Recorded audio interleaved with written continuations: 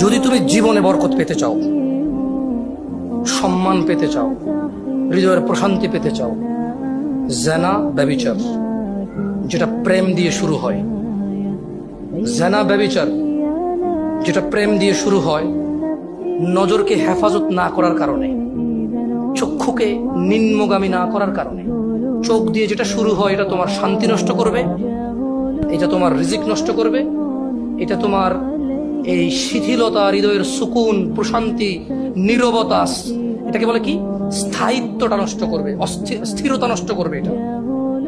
ছোট ভাই, তোমার প্রতি আমার নসিহত, তুমি কে নীল পড়ছে, লাল পড়ছে, কে ছোট পড়ছে, কে বড় পড়ছে, তুমি এগুলা মেজারমেন্ট করার দরকার নাই। তুমি নিচে নজর রাখো, হাঁটো, তোমার এটা জানারও দরকার নাই আজকে তোমার সামনে দিয়ে কয়টা মেয়ে কি পড়ে গেছে তুমি দেখোই নাই। তুমি নিচে হাঁটো, যথাসম্ভব তুমি যতটুকু নিচে দেখে হাঁটা সম্ভব তুমি তোমার চোখকে হেফাজত করো। লজ্জাস্থান হেফাজত হবে, লজ্জাস্থান হেফাজত হলে তোমার হৃদয়ের প্রশান্তি নষ্ট হবে না ইনশাআল্লাহ। রিজিকের দরজা খুলবেই খুলবে।